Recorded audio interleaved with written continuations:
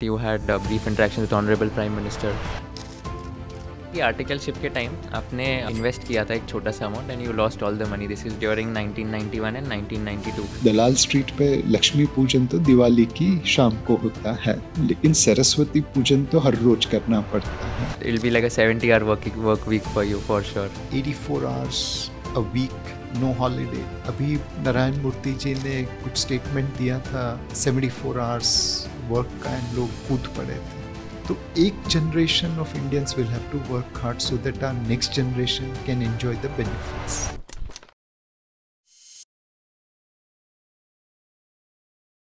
Hi everyone, welcome to Conversation with Kushal once again. Today it's an extremely grateful moment for me because we have a chartered accountant who secured All India rank 1 in his CA finals, and today he is the MD and CEO of Kotak Mutual Fund. He is none other than Mr. Nilesh Shah. Thank you so much sir for accepting my invitation. आपसे बात करके बहुत मज़ा आने वाला है and आपकी story बहुत इंस्पायरिंग होने वाली है for sure. Thank you Kushal for having me over here. Thank you sir. Sir so we got to know that आप चौल सिस्टम में रहते थे कालबा देवी में. How was your entire childhood like and what were the struggles you faced initially during that time which you recall and what has those lessons taught you? I lost my father at a very young age. He was working in a mill, and उस जमाने में बहुत बड़ी strike हुई थी मिल workers की. तो कुछ हद तक उसका प्रेशर, कुछ हद तक और कारण है, but I ended up losing my father at a very young age. And मैंने सोचा कि मैं भी काम करना चालू कर दूंगा, घर चलाने में मदद होगी.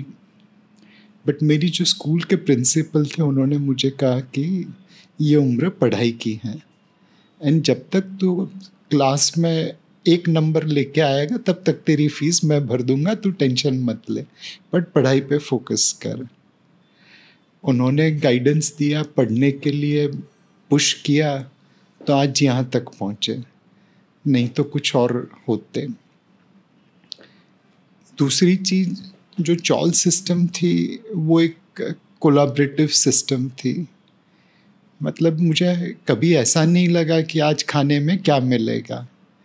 जब कुछ कमी होती थी तो कोई ना कोई देख लेता था और आके रख देता था. मेरी माँ ने बाकी लोगों के कामकाज किए, हम भी उसमें मदद करते थे, बट किसी के मोहताज नहीं रहे कभी भी. हम लोग हमेशा जितना मिलता था उसमें खुश रहते थे और आसपास की पूरी सिस्टम का सपोर्ट मिलता था.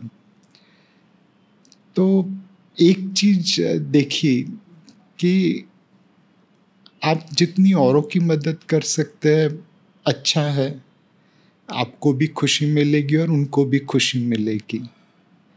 दूसरा, एजुकेशन का महत्व समझ लिया. आज मैंने पढ़ाई की तो मैं यहाँ तक पहुँच पाया, एंड इसीलिए ज़रूरी है कि आप एजुकेशन में निवेश करें. कितनी भी मुश्किलें आए लेकिन पढ़ाई करना बहुत ज़रूरी है. हमारे लिए पढ़ाई ही पासपोर्ट है गरीबी से ऊपर आने का, मिडिल क्लास से ऊपर आने का, या अपनी लिमिटेशंस तोड़ के बाहर आने का. जो सबसे अच्छा दान है मेरे हिसाब से, पहला दान अन्नदान होता है कि किसी को भूखे पेट मत सोने दीजिए. बट जो दूसरा सबसे अच्छा दान होता है वो विद्या का होता है. अगर आप एक बंदे को भी फैमिली में पढ़ा दे तो वो पूरी फैमिली को पार कर देगा. सो ये दो चीज़ें मुझे बहुत पल्ले बंध गई है. सबसे अच्छा ध्यान अन्नदान और उसके बाद विद्यादान. Wow, very inspiring. नासिक में मेरे पेरेंट्स नासिक में रहते हैं और मॉम ने एक छोटा सा इनिशिएटिव शुरू किया है. जो भी नीडी लोग हैं एजुकेशन के लिए, तो mom tries to help them, and she is like कि मतलब कोई भी नासिक में उनका विजन है कि पैसों की वजह से एजुकेशन रुकना नहीं चाहिए. So I can resonate to you very well because ये सेम चीज़ मॉम भी करती है, एंड मेरा भी ऐसे ड्रीम है आगे जाके इसको बहुत अच्छे बड़े स्केल पे लेके जाना है. Because I also realise after doing CA, CFA, CCA life पूरी चेंज हो गई थी, एंड एजुकेशन की वजह से बहुत अपॉर्चुनिटीज़ मिली. आज जो भी हूँ मैं सारी ये डिग्रीज क्वालिफिकेशंस की वजह से ही हूँ. तो एकदम मतलब रेजोनेट कर पाता हूँ मैं. आपने कहा कि you lost your dad at a very early age. I know in one of your interviews you mention आप फोर्थ स्टैंडर्ड में थे जब आपने ये एक्सपीरियंस किया. So if I may ask like what are some values, what are some lessons you have learned from your parents both mom and dad, and कैसे उन्होंने आपको एकदम गाइड करके हमेशा हेल्प किया है towards what you want to become? So पिताजी की तो उतनी यादें हैं नहीं, मैं बहुत छोटा था. And I think mom had lot of influence on me. एक मतलब कितनी भी विपदा है, उन्होंने कभी धैर्य नहीं खोया. मुझे आज भी याद है, हमारे घर में रिपेयरिंग हो रही थी and we were staying in one room chawl like 200-250 square foot था टोटल एरिया. तो पूरी फ्लोरिंग हट गई थी एंड जो दरवाज़ा था बस उतने में ही हम रहते थे और बाकी तो बाहर की चौली में. तो आई स्टिल रिमेंबर कि बारिश हो रही थी and we were sleeping, me, my brother and sister, in that small area and my mother was sitting. तो उन्होंने हमेशा हमें एक कवर दे दिया कि चाहे बाहर कुछ भी हो, I am there for you. And I think वो चीज़ साथ रह गई कि विपदा तो आती रहेगी, आप उसमें तो आपके ऊपर कोई कंट्रोल है नहीं, but you have to protect people who are with you. आज यही चीज़ मुझे इन्वेस्टमेंट में काम आ रही है. मार्केट उतार चढ़ाव आते रहते हैं, बट कुछ निवेशकों ने मुझ पर भरोसा किया है. बहुत सारे निवेशक समझदार है, उन्हें कोई फ़र्क नहीं पड़ेगा. बट कुछ लोग ऐसे हैं जिन्होंने मेरे विश्वास पे, मेरे नाम पे, हमारी कोटक ब्रांड के नाम पे निवेश किया है. उनकी प्रोटेक्शन करना बहुत ज़रूरी है. ये चीज़ें हमेशा साथ रही कि आपदा तो आती रहेगी, आप अपने पे जिन्होंने भरोसा किया है उस भरोसे को कभी तोड़िए मत. मैं अपनी टीम को हमेशा यही कहता हूँ कि we are in the business of managing trust, not money. जिस दिन भरोसा टूट गया उस दिन पैसे भी निकल जाएंगे. So that's something which I have learn from my mother. Second, उन्होंने सिखाया कि कोई भी काम छोटा नहीं होता. मतलब हमने हर प्रकार के काम किए, किसी की सब्जी काट के दी, किसी की साड़ी के फूल चढ़ा दिए, किसी के लिए दौड़ धाम कर ली. तो कोई भी काम छोटा नहीं होता है, जो काम मिले सब करना पड़ता है. अभी कोविड का समय था एंड हमारे वहाँ पे सारे पार्ट टाइम मेड थे. तो जब कोविड आ गया, वो लोग अपने घर में थे, हम अपने घर में थे. अब काम तो चालू ही था, सुबह 7 बजे से चालू कर देते थे रात को 12 बजे तक. बट फिर भी अपना काम करने के साथ साथ घर काम में हाथ बटाना बहुत ज़रूरी था. तो कई बार होता था मैं कॉन्फ्रेंस कॉल कर रहा हूँ और साथ में झाड़ू भी निकाल रहा हूँ. तो कभी कोई काम छोटा नहीं लगा. वो एक सीख हमेशा रही. तीसरी जो बात है कि like again related to education, हमारे पास उस समय उतने पैसे नहीं थे कि न्यूज़पेपर खरीद सके. तो आजू बाजू में जिसके घर पे न्यूज़पेपर आता था वो हम लोग पढ़ते थे. तो कभी शर्म नहीं आई कि मैं किसी के पास से न्यूज़पेपर कैसे मांग लूँ, मैगज़ीन कैसे मांग लूँ. इनफैक्ट हमारे वहाँ पे एक चने ममरे की दुकान थी, पस्ती वाले की दुकान थी. तो उन दिनों में लोग न्यूज़पेपर में या मैगज़ीन के पत्तों में भेल बना के देते थे, सैंडविच बना के देते थे. तो मैं तो वो भी ला के पढ़ लेता था. एक लाइब्रेरी थी जहाँ पे हम मतलब तकरीबन 3-4 किलोमीटर चल के जाते थे, बट सुबह गए शाम तक बैठ के पूरी पढ़ाई कर लेते थे. पैतीत लाइब्रेरी है वही है ना? नहीं अच्छा, वो तो बहुत बाद में आई. ये एक नाम भूल गया, कॉटन एक्सचेंज के पास में थी. ये आपके स्कूल डेज़ के टाइम? स्कूल डेज़ के टाइम पे मैं रहता था कालबा देवी रोड प्रिंसेस स्ट्रीट साइड पे और चल के जाता था कॉटन एक्सचेंज. और वहाँ पे लाइब्रेरी में सुबह से जाके शाम तक जितनी थी पढ़ाई कर लेते थे. तो एक माँ ने हमेशा यही एनकरेज किया कि पढ़ते रहो आप. एंड जो भी पढ़ाई की वो आज काम आ गई. तो एक पढ़ाई पे ध्यान देना, कोई काम छोटा नहीं होता, जो मिले सब कर लेने का। I think from you, I think the best lesson to learn for everyone is that how do you stay so humble? How do you, like, ensure that we are always on our toes, no matter how successful we become after a point in time. And even after talking to you, I'm getting like a vibe and a sense that it's very, very comforting for me also, in the sense that the way you narrate everything and the way you're talking, it shows the simplicity and humility, which has been because of all the lessons in your life. बड़ी मुश्किल से मिली। जिंदगी में हमेशा eco करने की कोशिश की तो भगवान ने ज़मीन पे बड़ी ज़ोर से पटका। आई स्टिल रिमेंबर, मैं सीए में गोल्ड मेडलिस्ट था, तो जब आईसीआईसीआई ज्वाइन करके गया, मुझे लगा मेरे तो सुरखाप के पंख लगे हैं। बट वहाँ पे जाके देखा मेरे जो कलीग्स थे वो मेरे से कहीं ज़्यादा इंटेलिजेंट थे। उनको सबको कंप्यूटर चलाना आता था, मैं तो टाइपराइटर के ज़माने वाला था। तो उनकी हम्बलनेस देखी, उन्होंने जिस तरह से मुझे एक्सेप्ट कर लिया। मेरे एक बॉस थे जिन्होंने मुझे एक इंग्लिश में लेटर टाइप करने को कहा, एंड मैं गुजराती मीडियम में पढ़ा हुआ था। Obviously bachelor of commerce English में की थी, सीए इंग्लिश में की थी, बट हमारी इंग्लिश जो थी वो अकाउंटिंग वाली इंग्लिश थी, टैक्सेशन वाली इंग्लिश थी, कॉन्वर्सेशनल इंग्लिश थी नहीं। एंड वो 3 पेज का लेटर था जो उन्होंने मेरे पास से तकरीबन 20 बार करेक्ट कराया। एंड आज की तरह उस ज़माने में ना गूगल था ना ग्रामरली थी, तो सब कुछ खुद ही करना पड़ता था। एंड मतलब फ्रस्ट्रेशन भी हो गया कि सर क्या फ़र्क पड़ता है, एक वर्ड इधर हो उधर हो। ये आईसीआईसीआई में था, राइट? आईसीआईसीआई में। और उन्होंने बताया कि नहीं Nilesh, you are a professional, आपकी इम्प्रेशन प्रोफेशनल वाली गिरनी चाहिए। एंड आज तुझे 20 अटेम्प्ट लगे एक लेटर को परफेक्ट करने में, बट तू इसमें से सीख लेगा तो नेक्स्ट टाइम 10 अटेम्प्ट लगेंगे, तीसरी बार 5 लगेंगे, चौथी बार शायद तू पहली बार ही अच्छा कर देगा। तो don't lose hope. I am not losing hope on you कि ये क्या गधा है, 20 बार एक ही लेटर करेक्ट करवाता हूँ।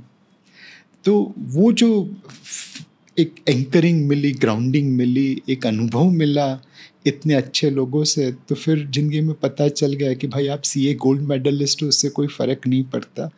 आपसे भी बहुत ज़्यादा स्मार्ट लोग हैं दुनिया में, और वो आपसे कहीं हम्बल है, आपकी इतनी मदद करते हैं, तो उनके ऊपर करिए। फिर फंड मैनेजमेंट इंडस्ट्री में आया। वहाँ पे मेरे जो फिक्स्ड इनकम के फंड थे वो बहुत अच्छा कर रहे थे।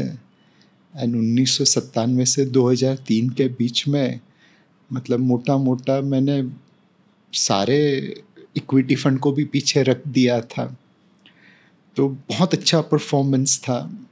फिर एक दिन मेरे सीईओ थे, वो आए और मुझे बोला कि नीलेश, एक इन्वेस्टमेंट मैनुअल बनाते हैं, एक प्रोसेस बनाते हैं, आप कैसे पैसा मैनेज करोगे। मैं अपने कॉम्पिटिटर से दुगना रिटर्न दे रहा था। मैंने कहा कि इन्वेस्टमेंट प्रोसेस या मैनुअल क्या, मैं ही हूँ आपका इन्वेस्टमेंट प्रोसेस, मैं जैसे मैनेज करता हूँ, देखो मेरा परफॉर्मेंस कितना अच्छा है। तो उन्होंने उस समय तो वो सुन लिया। फिर बोला चल चाय पीने चलते हैं। हमारी ऑफिस नरीमन पॉइंट में थी, तो ऑबरोई में लेके गए। फिर बोला कि आज तू एक्स पैसा मैनेज करता है, खुद मैनेज करता है, मुझे विश्वास है कि तू हमेशा अच्छी तरह ही करेगा, बट कल को उठ के तेरे पास 100 की जगह 10,000 रुपये होंगे, तेरे नीचे 1 की जगह 5 लोग काम करेंगे। तब फिर तेरे को अगर कोई ये जवाब दे कि नीलेश भाई मैं पैसा मैनेज कर रहा हूँ, परफॉर्मेंस दे रहा हूँ, मैं ही प्रोसेस हूँ, मैं ही रिस्क हूँ, मैं ही रिस्क मैनेजर हूँ, तो कैसा लगेगा। हमें तो लोगों का विश्वास जीत के उनके पास से पैसे लाने हैं। अगर मैं जाके कहूँ कि भाई नीलेश भाई हमारे इन्वेस्टमेंट मैनुअल है, रिस्क मैनेजर है, रिस्क है, प्रोसेस है, तो लोग पैसा देंगे। तो मुझे समझ में आया कि वो कितनी बड़ी बात कह रहा था। वहाँ पे डिसिप्लिन का, प्रोसेस का मतलब समझ आया। एंड उसी चीज़ों को फॉलो करते करते आज हम यहाँ तक पहुँचे। तो जब भी ज़िंदगी में अभिमान करने की कोशिश की, ईगो करने की कोशिश की, इतनी ज़ोर से भगवान ने ज़मीन पे ला दिया कि फिर लगा कि नहीं यार, हम्बल रहने में ही मज़ा है। एंड आज की तारीख देखिए, 30 साल हो गए मार्केट में। आज मैं निवेशकों को मिलता हूँ, इतने सारे निवेशक हैं जिन्होंने डायरेक्ट स्टॉक में निवेश करके म्यूचुअल फंड से ज़्यादा पैसा बनाया है। उन्होंने रिस्क लिया, उन्हें रिटर्न भी मिला। अब अगर हम ये ईगो रख के चले कि यार हमें सब कुछ मालूम है, हम मार्केट के गुरु हैं, तो आज कहाँ पे होते। ये हम्बल रहे, ज़मीन पे रहे कि नहीं भाई, हमसे भी बहुत स्मार्ट लोग दुनिया में हैं, हमें तो अपने को जो काम आता है, जिस तरह से आता है, वही मैनेज करके लोगों को बोलना है। कोई आगे चला जाए, कोई पीछे रह जाए, क्या फ़र्क पड़ता है, अल्टीमेटली सब अपने मकाम पे पहुंच जाएंगे। तो बड़ी मुश्किल से ये सीख मिली है, अकल ठिकाने आई है इतनी चोट खाने के बाद, कि now I will recommend everyone stay humble, it saves a lot of pain. या मैं recently T N Manoharan sir को इंटरव्यू किया था last year, and he is also like one of my mentors. उन्होंने भी एकदम ऐसे ब्यूटिफुली कहा था कि with ego you are gone, without ego you can go on and on. तो मतलब बहुत एकदम रिलेटेबल है कि हाँ, मतलब ईगो नहीं होना चाहिए, and without ego you will be just going on. And that just reminded me of the previous podcast as well. You mention that Gujarati medium से थे आप, एंड देन आपको इंग्लिश सीखना पड़ा। आई एम श्योर लाइक बहुत challenging होगा। And in fact one of your professors also, J.K. Shah sir, he was also same story. उनका भी गुजराती मीडियम पूरा स्कूलिंग हुआ, and then he had to face a lot of challenges to learn English and all. What are like your learnings? आपने कैसे English सीखी, and क्या मतलब like इसमें the lesson which we want to give to everyone is that once you have a learning attitude, आप कुछ भी सीख सकते हो। सो कैसे चैलेंजेस टैकल किए, एंड कैसे आपने इंग्लिश सीखी? एज अ फंड मैनेजर मेरा जॉब था मार्केट मैनेज करने का, बट हम लोग उस समय ऐसी इंडस्ट्री में काम कर रहे थे जिसकी एक्सेप्टेंस बहुत ज़्यादा थी नहीं। हमें लोगों से पैसे भी तो लाने थे, एंड फिर लगा कि कुछ भी करके स्टेज के ऊपर बोलने की हिम्मत भी लानी पड़ेगी। फिर थोड़ी मेहनत की, आईने के सामने खड़े रहे, बात करना चालू किया, एंड धीरे धीरे स्टेज पे पहुंच के बात करने की हिम्मत आ गई। परफॉर्मेंस अच्छा था, कंटेंट अच्छा था, बस अभी सीधी बात करनी है। फिर तकलीफ़ ये हुई कि मैं बात करता था duration, yield curve, flattening, straightening, तो ऑडियंस सो जाती थी। मुझे लोग इसलिए बुलाते कि नीलेश भाई आप आके लेक्चर दीजिए, लोग आसानी से सो जाएंगे। अब सोए हुए आदमी पैसे तो देते नहीं। फिर लगा कि इनको एंगेज करना ज़रूरी है। अब फिक्स्ड इनकम में आप क्या बात करेंगे, घूम फिर के fiscal deficit, inflation, straightening, flattening, यही आता था। मैंने सोचा हिंदुस्तान में दो चीज़ हमेशा लोगों को इंटरेस्ट करती है, एक है क्रिकेट, दूसरा है बॉलीवुड। तो मैंने उसके ऊपर बात करना चालू कर दिया, उस प्रकार के एग्जाम्पल देने लगा कि लोगों को एंगेजमेंट मिले। Can you give some example if you remember, cricket या बॉलीवुड का कोई? मतलब जैसे हम लोग कहते थे कि भाई stay invested for longer term, तो उस समय हम सुनील गावस्कर के एग्जाम्पल देते कि देखिए भाई वो ज़्यादा से ज़्यादा बॉल फेस करते हैं, अपनी विकेट खोते नहीं हैं, पिच के ऊपर डटे रहते, इसलिए उनकी 29 सेंचुरी हो गई, 10,000 से ज़्यादा टेस्ट रन हो गए, दुनिया के सबसे ज़्यादा रन बनाने वाले में उनकी गिनती हो गई। या किसी को कहते थे कि भाई आपको रेगुलरली इन्वेस्टमेंट करना है, SIP करनी है, छोटा छोटा पैसा बट हर बार लगाना चाहिए, तो वहाँ पे बूंद बूंद से सागर बनता है, वो टाइप की कहावत यूज़ कर ली। अगेन वो लोगों के पल्ले पड़ने लगी। लोगों को कहते थे कि आप debt, equity, real estate, commodity सब में निवेश करिए, सारी चीज़ें एक चीज़ में मत लगाइए, तो don't put all eggs in one basket, वो चला जाता था। तो घुमा फिरा के cricket, Bollywood, day to day language which people can understand, उसमें बात करने लगे, तो ऑब्वियसली लोगों का फीडबैक भी आने लगा, सवाल आने लगे, एंड धीरे धीरे करके स्टेज फ्राइट निकल गई, बोरिंग से इंटरेस्टिंग बातें करने लगे, एंड अब ये लेवल पे पहुंच गया है कि इंग्लिश आ गई है, बट अब इंग्लिश का प्रचलन ज़्यादा है। बड़ी से बड़ी जगह पे आप कोट पैंट की जगह जैकेट पहन के जा सकते हैं, टाई पहनने की ज़रूरत नहीं है। आप इंग्लिश में बात करें तो कोई बुरा नहीं मानता। एक समय था हमने अपने सारे जो फंड मैनेजर, मेरी टीम है ना, वो भी मेरे चौल की तरह है। बहुत अलग अलग प्रकार के लोग हैं वहाँ पे। बंगाली है, पंजाबी है, मराठी है, गुजराती है, कन्नड़ा है, तमिल है, मारवाड़ी है, तेलुगु भी है, उड़िया है। तो हमने एक मैसेज को सबको अपनी अपनी मातृभाषा में ट्रांसलेट करवा के वीडियो बनाई थी कि हम गुजराती को गुजराती में, मराठी को मराठी में, बंगाली को बंगाली में बात करेंगे। वो हमें लगा कि बहुत हिट हो जाएगा, हर किसी को अपनी मातृभाषा में सुनना पसंद है, लेकिन वो टोटल फेल रहा। खाली 2 ही वीडियो चले, एक इंग्लिश दूसरा हिंदी, बाकी रीजनल लैंग्वेज के वीडियो चले ही नहीं। I think now things have changed a lot. Regional language is also acceptable mode of communication. And I think जब आप लोगों की ज़बान में बात करें तो उनके दिल में उतर जाते हैं। जब आप अपनी ज़बान में बात करें तो फिर लोगों के दिमाग तक ही पहुंच पाएंगे। हमारा रिश्ता दिल से है, दिमाग से है, बट दिल से ज़्यादा है। You're the perfect example of the statement that, like once a person's learning attitude ends, their old age starts to begin. तो आपका old age कभी चालू ही नहीं होगा because आपका learning attitude कभी ख़त्म ही नहीं होता है. And this is proven by all the examples that you just gave, which is very, very inspiring for a 25-year-old like me also, that मेरे को तो अभी बहुत, मतलब my career has just started, but I have so much to learn from your experiences and all that. It really inspired me also to just keep learning all the time. So thank you so much for that. Let's talk about your CA journey, sir. तो मुझे भी पता है CA कितना difficult होता है, कितना pain होता है, and plus you are an all India rank 1 in CA finals. तो मेरा भी रैंक आया था but not all India rank 1, 5 था. But I know the pain and toil which goes like behind clearing the exams, and rank is like all together a different thing. तो can you walk us through your CA journey? क्या challenges face किए आपने CA के curriculum में, and CA choose क्यों किया था? सो जब मैं मतलब पढ़ाई कर रहा था BCom की, तो हमारी आर्थिक हालत अच्छी हो गई थी पहले के बराबर, बट उतनी अच्छी नहीं हो गई थी कि मैं MBA कर सकूँ या मेडिसिन कर सकूँ. उसके लिए जो फीस चाहिए थी वो बहुत ज़्यादा थी.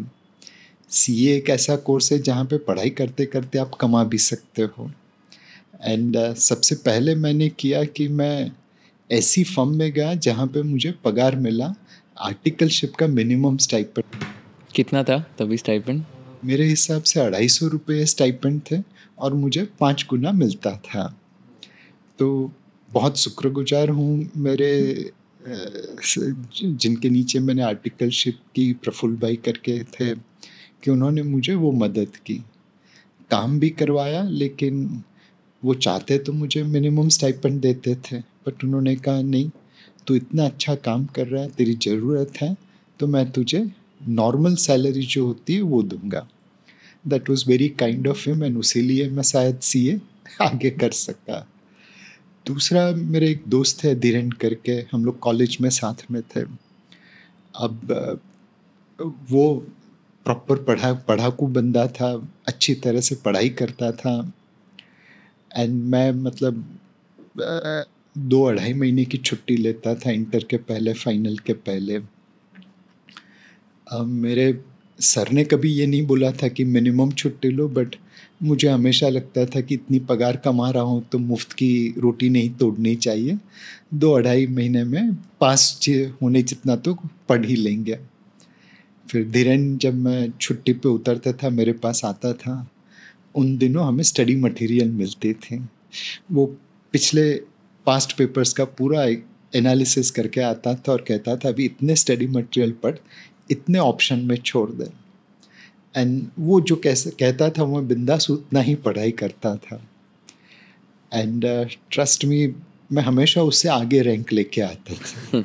वो मेरे से ज़्यादा पढ़ता था, मुझे फोकस कराता था, और फिर एग्ज़ाम में मैं उससे ज़्यादा रैंक लेके आता था. आज तक धीरेन ने कभी इस बात का न जिक्र किया, न गर्व जताया, but it was thanks to his support and help that I could focus on certain topics. the path which I chose of leaving certain topics is not what I will recommend to students. मेरी कुछ मजबूरियाँ थी और धीरेन जैसा दोस्त था तो मेरी गाड़ी चल गई. बट आप लोग ये गलती मत करना. पढ़ाई में सारे टॉपिक ज़रूरी होते हैं. रियल लाइफ में कौन सा काम आएगा पता नहीं. तो don't leave anything in option. Spend 15 extra days and learn. एक मतलब सीए फाइनल में जो रैंक आई उसके पीछे मेरे हिसाब से ये पर्टिकुलर इंसिडेंट्स भी शायद होगा. मैं पेटिट लाइब्रेरी में पढ़ने जाता था एंड हम लोग हमेशा सुबह 7 बजे पहुंच जाते थे. जैसे लाइब्रेरी खुलती थी दौड़ के ऊपर जाते थे और एकदम एंड वाला टेबल ले लेते थे. मोटा मोटा ये रूटीन फिक्स हो गया था. एंड पेटिट लाइब्रेरी मतलब इतनी पावक ज़मीन है कि उस समय 30-35 लोगों ने सीए फाइनल की एग्ज़ाम उस लाइब्रेरी से दी होगी. एक बंदे ने बहुत मेहनत की फेल करने के बाकी 34 पास हो गए. So we had almost 100% strike rate and काफ़ी लोग रैंकर भी थे. तो वातावरण एकदम अच्छा था. दिन भर पढ़ाई करते थे सुबह 7 से लेकर रात को 8:30 बजे तक. एक पर्टिकुलर एग्ज़ाम पे हम लोग ICM में लंदन का पेपर सॉल्व कर रहे थे. एक प्रॉब्लम मेरी समझ में नहीं आई तो मैं अपने जो 2 पास फ्रेंड्स बैठे थे उसके पास गया कि यार ये समझ नहीं आ रहा है. हम लोग ने मिल के उससे सॉल्व किया. आधा पौना घंटे के बाद दूसरा एक प्रॉब्लम था जो उसको समझ नहीं आया. वापस तीनों ने मिल के सॉल्व कर दिया. शाम को तीसरे बंदे को प्रॉब्लम समझ नहीं आया, लेके आया, हमने मिल के सॉल्व किया. एंड कुछ उसी प्रकार के प्रॉब्लम्स दूसरे दिन एग्ज़ाम में आ गए. Not the same, but because we had solved those problems, we were way ahead of everyone else in finding out 3 questions answers which others would have found extremely difficult. जब 6 सवाल होते थे उसमें से 3 में तो आपने होमवर्क करके आए थे. जब हम बाहर निकले तो हम तीनों खुश थे एकदम. क्या रे क्या पेपर था. आसपास देखा तो सबके मुंह उतरे हुए थे. तो sometimes it is luck. Sometimes I will say कि it is not just the luck but it is that spirit of cooperation. आपके पास जो नॉलेज था आपने दूसरों से शेयर किया तो दूसरों ने भी आपको रेसिप्रोकेट किया. एंड उसी वजह से आप उस क्वेश्चंस को सॉल्व कर पाए और शायद वहाँ पे जो मार्क मिले वही डिफरेंस रह गया पहले नंबर और दूसरे नंबर की रैंक के बीच में. मेरे हिसाब से रैंक चाहे 1 नंबर हो चाहे 50 नंबर हो या जो जस्ट पास हुआ, नॉलेज में उतना गैप नहीं होता है. उस दिन आपकी तकदीर अच्छी थी, कुछ लक फेवर कर गया, कुछ प्रिपरेशन काम आ गई. What is important is can you maintain that studiousness, that ability to learn and relearn even after the examination. As long as you are a professional and you have desire to learn, I think that's more than sufficient. Right. आपका inter and foundation में भी all India rank था? में 13 number की rank थी. उस समय धीरेन ने मेरे को शायद सही तरीके से प्रिपेयर नहीं किया था. एंड आपके टाइम फाउंडेशन नहीं होता था ना शायद? आई थिंक फाउंडेशन नहीं था, खाली एक एंट्रेंस लेवल होती थी. But that was not all India level. You just write some supplementaries and study papers and then you enroll. And Dhiren sir की भी रैंक आई थी? अच्छा, क्या क्या रैंक्स थी उनकी? वो मेरे से 2-4 रैंक आगे पीछे ही रहता था, आगे कभी नहीं. Okay, very very interesting. आपने एक इंटरव्यू में कहा था कि आर्टिकलशिप के टाइम आपने इन्वेस्ट किया था एक छोटा सा amount and you lost all the money. This is during 1991 and 1992. And Dalal street में जब आप गए थे तब आपको एक बहुत ब्रिलियंट एडवाइस मिला था कि लक्ष्मी पूजन जो है वो साल में एक बार होती है, बट यहाँ पर सरस्वती माता की पूजा हर रोज़ करनी पड़ती है. तो ये एक्सपीरियंस के बारे में बताओगे कि आपने कितना पैसा डाला था, कैसे, क्या मिस्टेक थी जिससे आपका पूरा पैसा डूब गया? सो ये 1990 का दशक था. मार्केट बहुत तेज़ी से भाग रहे थे एंड मैं हमाम स्ट्रीट के कॉर्नर पे काम करता था. तो दोपहर को स्टॉक एक्सचेंज में रिंग की आवाज़ नीचे तक पहुंचती थी। हमारे बाजू में भी एक स्टॉक ब्रोकर की ऑफिस थी, तो वहाँ पे देखता था किस तरह लोग पैसे बना रहे हैं। मुझे लगा कि पैसे बनाने का ये सबसे अच्छा उपाय है। तो जो अपनी सेविंग्स थी, थोड़ी बहुत घर की सेविंग्स थी, सब लगा दी। उस समय अक्ल तो कुछ थी नहीं, क्या लेना है, तो जो टिप मिली उस हिसाब से कर दिया। एंड 91-92 के अंत तक पूरी मार्केट धराशायी हो गई। तो जो पैसा लगाया था, नुकसान किया, थोड़ा बहुत लिवरेज किया था, वो भी उड़ गया। एंड फिर अकल ठिकाने आई कि यार पैसा बनाना इतना इजी नहीं है। अगर पैसा बनाना इतना इजी होता तो सब लोग अमीर होते, कोई गरीबी नहीं रहता। एंड फिर मतलब कोशिश की कि आपको सही तरह की गाइडेंस मिल पाए। फॉर्चुनेटली दलाल स्ट्रीट के पास काम करता था, तो लंच टाइम में, इवनिंग टाइम में घूमते घूमते आप किसी भी ग्रुप के पास खड़े रह के सुन सकते थे क्या बातचीत चल रही है। ललित करके वहाँ पे एक रेस्टोरेंट थी राजा बहादुर कंपाउंड के कॉर्नर के ऊपर, वहाँ पे जनरली लोगों की टोली रहती थी। तो वहाँ पे मतलब जो पुराने ज़माने के डगला पहन के आते थे ब्रोकर, वो लोग बात करते थे और हमारे जैसे लोग सुनते थे। तो उन्होंने कुछ बहुत अच्छी बातें की कि एक दलाल स्ट्रीट पे लक्ष्मी पूजन तो दिवाली की शाम को होता है, लेकिन सरस्वती पूजन तो हर रोज करना पड़ता है। Ultimately it is your knowledge, it is your research which is going to make money for you, not someone's tip. दूसरा उन्होंने कहा था कि जब टाटा और बटाटा दोनों चलने लगे तो समझना मार्केट का टॉप बन गया है।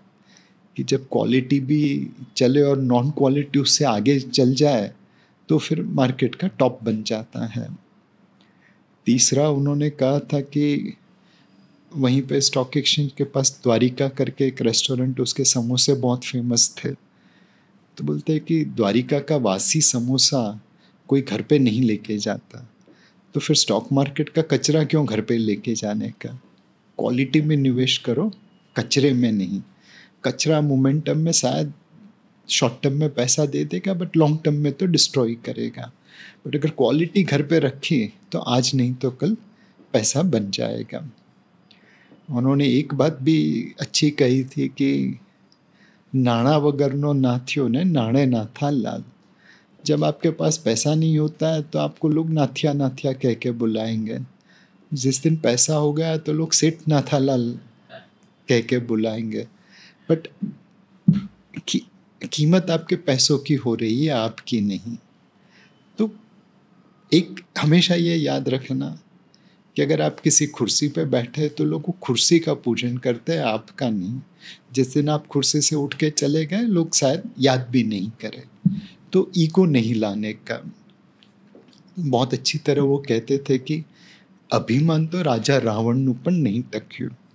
रामायण का सार यही है कि इवन रावण जो लंकापति था, सोने की लंका का मालिक था, जब उसमें अभिमान आ गया तो वो भी टिक नहीं पाया।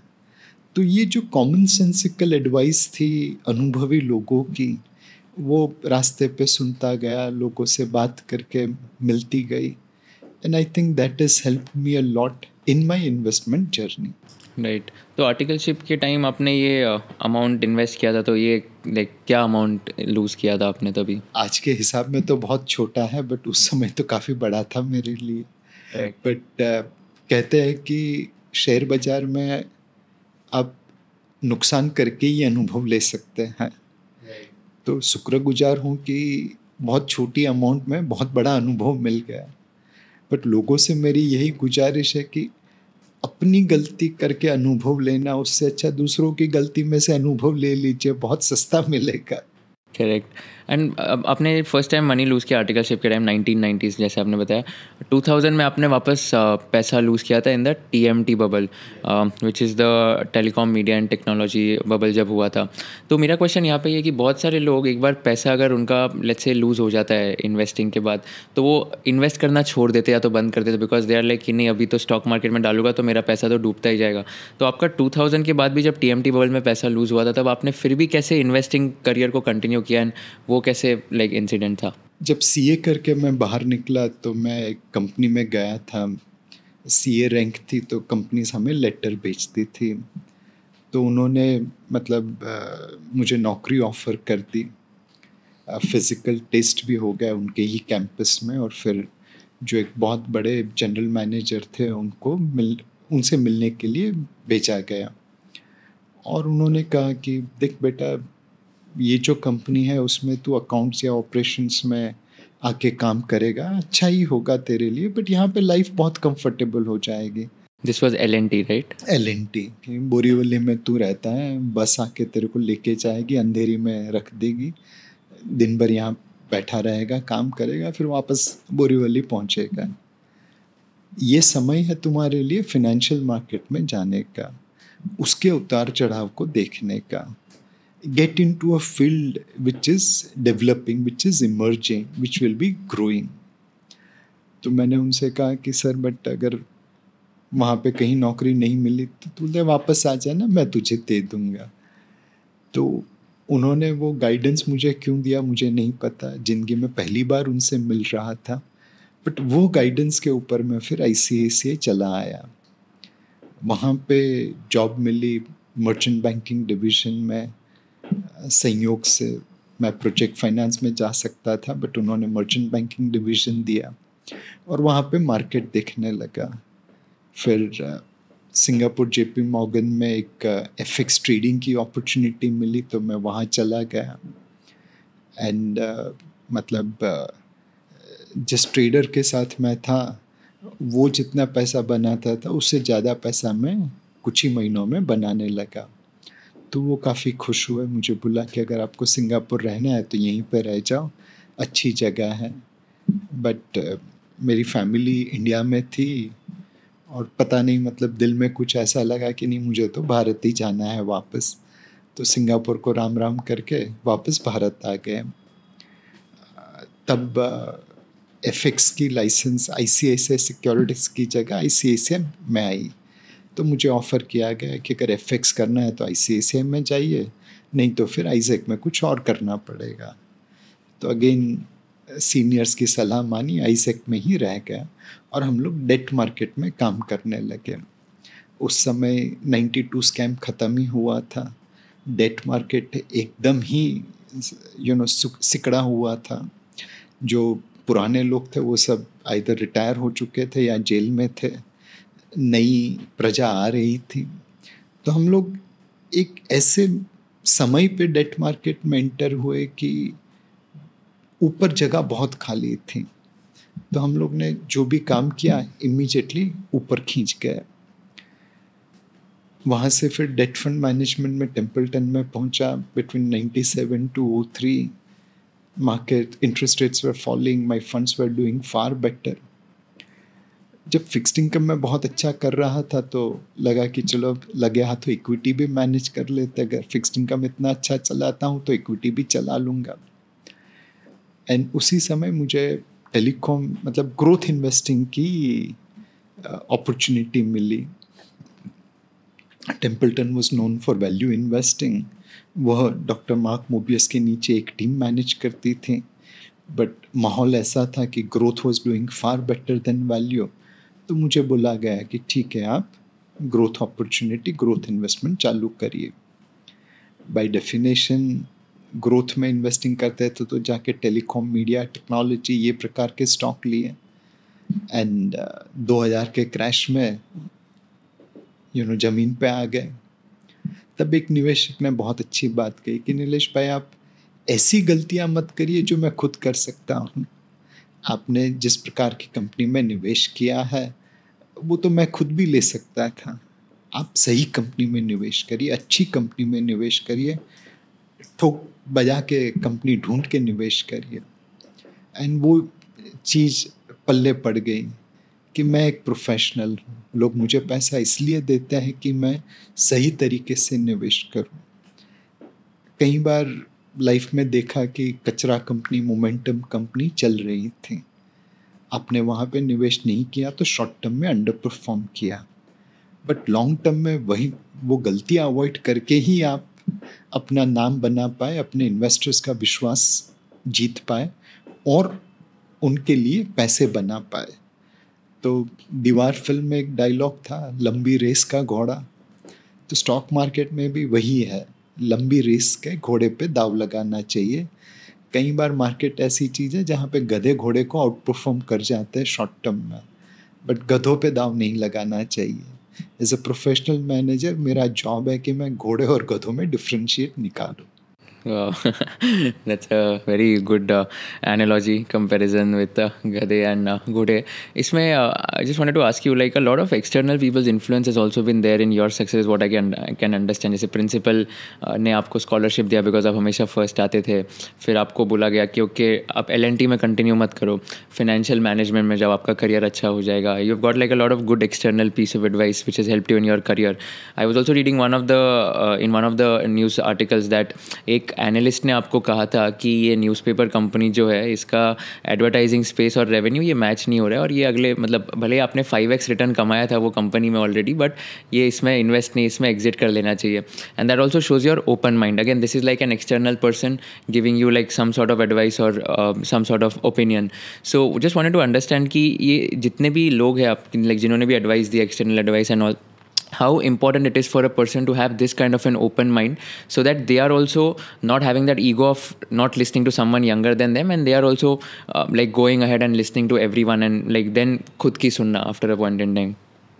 So सुनिए सबकी, करिए अपनी, डिसीजन तो आपके पास है, but your mind should be open to listen to everyone, analyse from what point of view they are saying and then you take your decision. And जब लगे गलती कर दी तो कट लॉस करके यू टर्न मार देना चाहिए.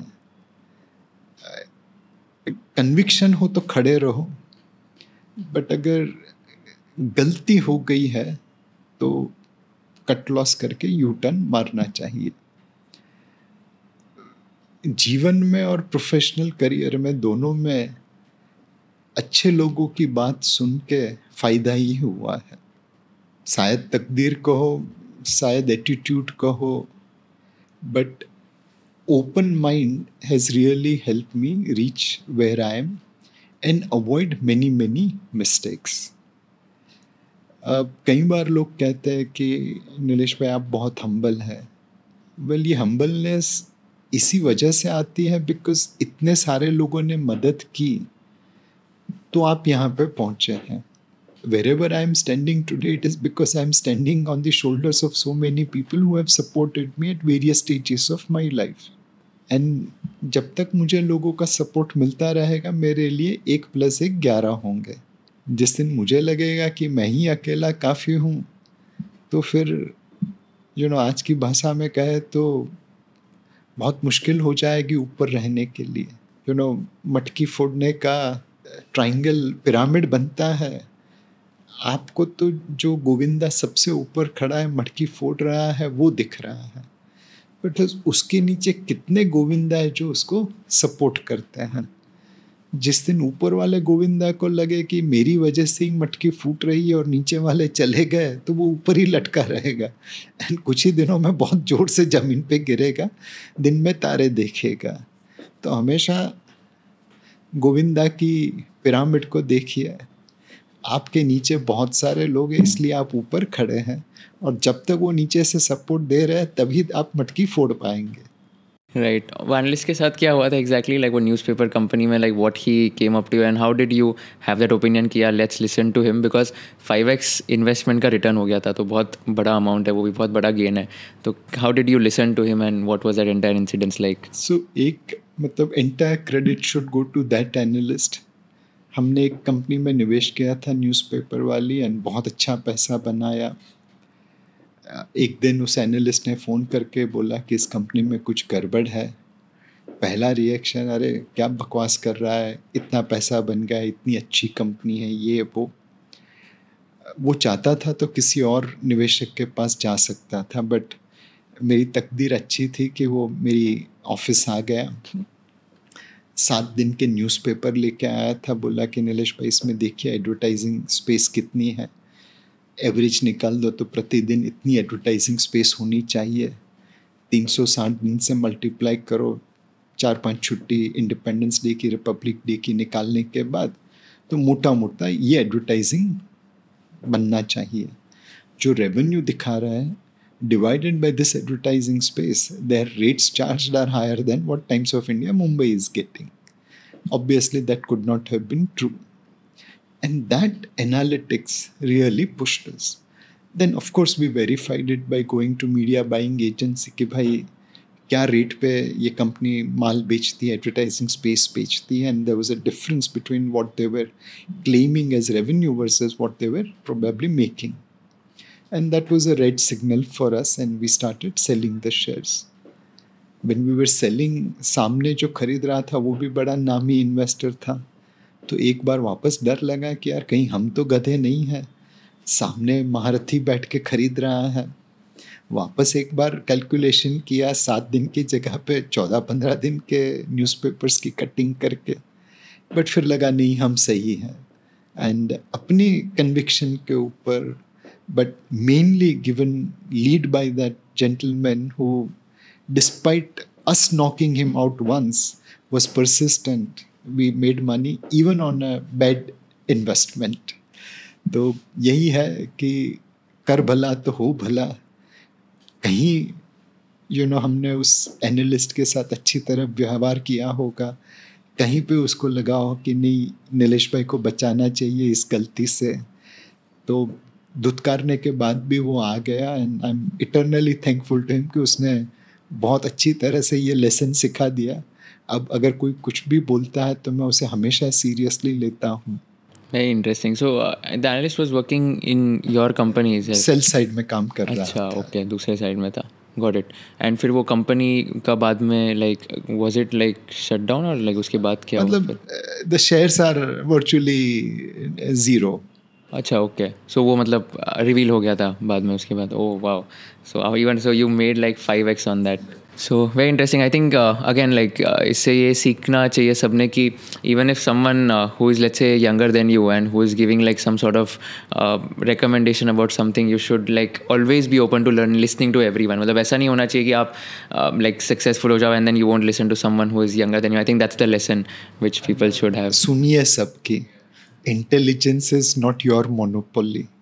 दुनिया में आपसे बहुत स्मार्ट लोग हैं, एंड इन्वेस्टमेंट वर्ल्ड्स में मैंने देखा है कि कई ऐसे निवेशक हैं, वो जिस प्रकार की रिसर्च करते हैं, उनका जो अनुभव है, जो उनकी गट फील है, वो बहुत बहुत बहुत आगे है।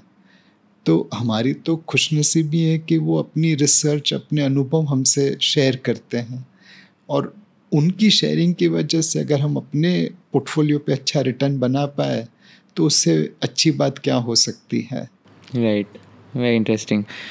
Let's also talk about the macro part of the Indian economy. And you've always been bullish on the Indian economy and the India's growth story. We've also listened to your TEDx talks, couple of them, where you have proudly mentioned about the culture and heritage of India. In one of your interviews, you said that you beg to differ from Jim Rogers, who's like one of the most prominent investors of the world. And when he was saying that he's little negative on India, what was that entire incident like, and what you wanted to convey at that point in time? जैसा मैंने पहले बताया कि मुझे Singapore में job offer थी, वो छोड़ के मैं वापस भारत चला आया, एंड इन्वेस्टमेंट वर्ल्ड में जब भी देखा तो लॉन्ग टर्म स्टोरी भारत की हमेशा अच्छी लगी। इन बिटवीन टाइम ख़राब आया, market Giri, but long term story के ऊपर भारत में कभी कोई अंदेशा नहीं था। हमें हमेशा लगता था कि आज नहीं तो कल हम आगे बढ़ेंगे। नाउ यही चीज़ हम निवेशकों से शेयर करते थे, धीरे करके लोग विश्वास करने लगे, SIP के जरिए निवेश करने लगे, इक्विटी में लॉन्ग टर्म इन्वेस्टमेंट करने लगे। एक समय था मैं कलकत्ता में किसी को मिलने गया था एंड उस समय मैं फिक्स्ड इनकम फंड ही बेच रहा था। तो बड़ा बाज़ार करके एक ट्रेडिशनल कोलकाता का एरिया है, वहाँ पे गया था और वो जो बुज़ुर्ग थे उन्होंने पूछा कि कितना गारंटेड रिटर्न दोगे। तो बोला हम कोई गारंटी नहीं देते और रिटर्न की फोरकास्ट भी नहीं करते हैं, जो मार्केट में से मिलेगा हमारा खर्चा बात करके आपको दे देंगे। तो बड़े गुस्से हो गए। उस समय म्यूचुअल फंड उतना पॉपुलर भी नहीं था। तो उन्होंने कहा कि नीलेश भाई मैं है ना मतलब यहाँ बारी में से आवाज़ निकालूँ तो 2% 3% पे पैसे बोरो करने वालों की लाइन लगी है, तो मैं आपको पैसा क्यों दूँ, यहीं पे नहीं लगा दूँ जहाँ पे मुझे गारंटेड रिटर्न मिल रहा है। ऐसे ही मतलब 36% बन जाएगा साल का। तो मैं मतलब सोचा कि मीटिंग ख़त्म हो गई, जा रहा था तो कहीं पे उन्होंने एक कमेंट मार दी कि पता नहीं कैसे कैसे लोग चले आते हैं। तो बहुत बुरा लगा उस समय, थोड़े यंग भी थे। तो फिर मैंने उनसे पूछा कि अंकल एक बात पूछो अगर आप बुरा न माने। तो बोला बोल बेटा। बोला अंकल आप तो बचपन से ही काम पे लग गए होंगे गद्दी पे। बोलते हैं हाँ, बाप दादा तो दोरी लोटा लेके राजस्थान से कलकत्ता आए थे एंड बड़ी मेहनत से ये पीढ़ी चालू की एंड हम तो बचपन से ही यहाँ पे आने लगे। एंड बोला अंकल आपने अभी अभी बताया कि आप 3% पे ब्याज दे सकते हैं बारी के बाहर, तो 36% रिटर्न आप बनाते होंगे और आप तो मतलब खानदानी रईस लगते हैं। तो बोला हाँ मतलब बाप दादा ने मेहनत की तो अच्छा खासा है। बोला मतलब आप कम से कम 60 65 70 साल के लग रहे हो, तो अगर 50 साल से आप बोलते हो बचपन से ही गद्दी पे बैठ गए तो 40 50 साल तो आपने गद्दी पे गुजारे हैं और 36% रिटर्न बना रहे हैं, तो अब तक तो आपकी वेल्थ बिल गेट से ज़्यादा होनी चाहिए, बट ऐसा तो है नहीं। तो ये 36% रिटर्न तो जम नहीं रहा है। तो उनको भी थोड़ा आश्चर्य लगा। बोला कि नहीं बेटा मैं झूठ नहीं बोल रहा हूँ। बोला अंकल मैं कहाँ बोल रहा हूँ आप झूठ बोल रहे हैं, बट आप जो ब्याज पे पैसा देते हैं ना सिर्फ ब्याज ही आता है, प्रिंसिपल वापस नहीं आता, इसलिए आपकी गाड़ी वहीं की वहीं रहती है। हमारे फंड में हम प्रिंसिपल पहले वापस लाते हैं फिर ब्याज देखते हैं, बस यही डिफरेंस है। तो इतनी छोटी सी बात जो कही वह उनके दिल में उतर गई और अपनी गाड़ी चल गई। तो एक अनुभव सीखा कि हमेशा सच बोल देना चाहिए। लोगों को पसंद आए वैसी बात करके उनके पास से पैसा निकालना, उससे बेहतर है कि सच बोल के भले पैसा नहीं मिले, बाद में वो ज़रूर पैसा दे देंगे। फिर वहाँ से आगे बढ़ते बढ़ते लोग पैसे दे रहे थे, विश्वास दे रहे थे, इज्जत रख रहे थे। तो एक दिन जिम रॉजर्स का स्टेटमेंट पढ़ा जहाँ पे वो इंडिया के खिलाफ कुछ बोल रहा था एंड बहुत सारे गोरे ऐसे मिले थे जो हमें पैर की जूती के बराबर ट्रीट करते थे। बहुत अच्छे लोग भी थे जो हमें समान तरीके से ट्रीट करते थे, बट कुछ लोग एक्सेप्शनल थे। आज भी ऐसे नमूने मिल जाते हैं जिन्हें हमारे बारे में पता नहीं है बट हम पे फरमानबाजी करते हैं। तो मुझे लगा कि मैं जिम रॉजर्स को एक हालात बयां करता हूँ। अब वो मुझे इंडिविजुअल अपॉइंटमेंट तो देता नहीं, तो मैंने लेटर लिख लिया एंड फॉर्चुनेटली मतलब अभी उस बात को तकरीबन 8 साल हुए हैं एंड पिछले महीने जिम रॉजर्स इंडिया पे वापस बुलिश हो गया। तो ठीक है, सुबह का बोला शाम को घर तो लौट ही आया। तो एग्जैक्टली लाइक उनके क्या रीजंस थे और नेगेटिविटी एंड आपने कैसे काउंटर, मतलब ऐसे कोई ट्वीट पे हुआ था ये या आपने मतलब लेटर लिखा था एंड बड़ा अच्छा लेटर लिखा था। मैं सारे लोगों से रेकमेंड करूँगा 2018 Jim Rogers Nilesh Shah letter, आप गूगल सर्च करिए। उस समय जो लिखा था उसमें से बहुत सारी चीज़ें अब बन रही हैं। उस समय लिखा था कि भारत इंफ्रास्ट्रक्चर बड़ी तेज गति से निर्माण कर रहा है। आज देख रहे हैं कि 2013 के पहले जो इंफ्रास्ट्रक्चर था उससे ऑलमोस्ट दुगना इंफ्रास्ट्रक्चर 2024 में बन गया। दुगना in terms of size, like metro कुछ 250 किलोमीटर थी, आज 850 किलोमीटर है। Port capacity 1400 million metric ton थी, आज 2800 मिलियन मेट्रिक टन है। रेल इलेक्ट्रिफिकेशन कुछ 22,000 किलोमीटर था, आज 58,000 किलोमीटर है। पावर कैपेसिटी कुछ 235 गीगावाट थी, आज 435 गीगावाट के आसपास है। हाईवेज 82,000 किलोमीटर थे, आज 1,65,000 है। एयरपोर्ट 70 थे, आज 140 हो गए। मोटा मोटा हमने दुगने से ज़्यादा इंफ्रास्ट्रक्चर रोड पे, पोर्ट पे, एयरपोर्ट पे, पावर पे, टेलीकॉम पे खड़ा कर दिया है। पहले हमारे एंटरप्रेन्योर्स लोगों से पीछे पड़ जाते थे बिकॉज इंफ्रास्ट्रक्चर की कमी थी। वही चीज़ बताने की कोशिश की थी कि पहले जिस चीज़ों ने हमें जकड़ के रखा था वही चीज़ें आज हमें आज़ादी दे रही हैं। 1947 में भारत की पर कैपिटा जीडीपी जापान से आगे थी। 1960 में हमारी पर कैपिटा जीडीपी साउथ कोरिया से आसपास थी। 1980 में हमारी पर कैपिटा जीडीपी चाइना के आसपास थी। आज ये सारे देश हमसे बड़े बहुत आगे चले गए हैं। चाइना हमसे 6 गुना बड़ा है, साउथ कोरिया हमसे शायद 15-17 गुना बड़ा है, और जापान तो 25 गुना बड़ा है इन पर कैपिटा जीडीपी। तो हम आगे बढ़े, बट ये लोग हमसे बहुत आगे चले गए। जो चीज़ों ने हमें उस समय जकड़ के रखा था, आज उसी चीज़ को उस चीज़ों से हम आज़ाद हो रहे हैं। इंफ्रास्ट्रक्चर एक था, एक टैलेंट का इश्यू था। 60, 70, 80, 90 के दशक में जो टैलेंटेड इंडियन थे, आईआईटी के ग्रेजुएट्स, आईआईएम के एमबीएस, वो सब बाहर चले जाते थे ज़्यादातर। उन्हें लगता था कि अपॉर्चुनिटी बाहर है। तो हमारे सत्या नाडेला, सुंदर पिचाई, अरविंद कृष्णा, शांतनु नारायण, ये सब बाहर चले गए, तो वहाँ की कंपनियाँ चलाने लगे। फॉर्च्यून 500 कंपनीज के सीईओ बन गए। आज उसी IIT, IIM, chartered accountants, company secretary, doctors, lawyers, काफ़ी हद तक टैलेंट वापस भारत में रहने लगी हैं। यहाँ पे रह के वो एंटरप्रेन्योर बन रहे हैं, यहाँ पे रह के वो लोग काम कर रहे हैं। हो सकता है भविष्य की बड़ी बड़ी कंपनियाँ भारत में से बने बिकॉज टैलेंट यहाँ पे है। पहले कैपिटल का बहुत शॉर्टेज रहता था। अगर आपको बिजनेस करना है तो आपके माँ बाप का पैसा या आपके रिलेटिव का पैसा ही काम आता था। आज की तारीख में अगर आपके पास बिजनेस आइडिया है तो आपको पैसों की कमी नहीं है। प्राइवेट इक्विटी, वेंचर कैपिटल है, एंजल इन्वेस्टर नेटवर्क है, और लोग अच्छे आइडिया पे पैसा लगाने को तैयार हैं। आज के भारत में त्रिवेणी संगम हो रहा है, टैलेंट का, कैपिटल का और इंफ्रास्ट्रक्चर का।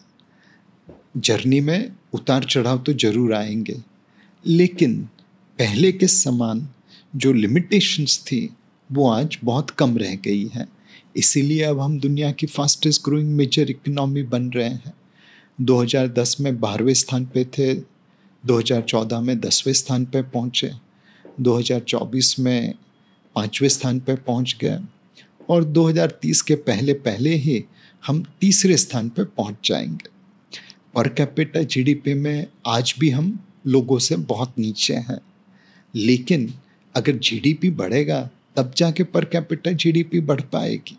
But it's also because of the denominator effect, because I mean India's population, which is like 140 CR, उसकी वजह से like per capita GDP is like very low as compared to the population of Japan and South Korea, where their population is like significantly lesser than ours. तो आपको क्या लगता है like per capita GDP जो है India का, will that beat South Korea, Japan and China in the next 10 to 15 years? बहुत मुश्किल है।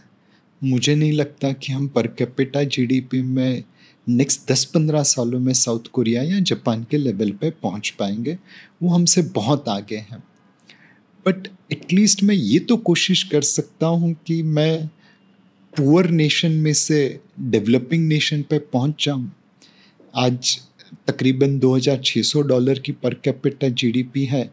उसको आने वाले 20 सालों के अंदर अगर मैं 4 गुना कर दूं, $10,000 के आसपास पहुंचा दूं, तो वो बहुत बड़ी बात होगी। भारत में 3 प्रकार के भारत हैं।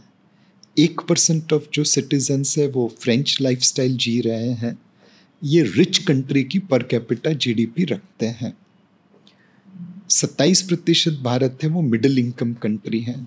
इनकी पर कैपिटा जीडीपी इंडोनेशिया के आसपास है। बट 72% भारत आज भी सब सहारन अफ्रीका लेवल पे है।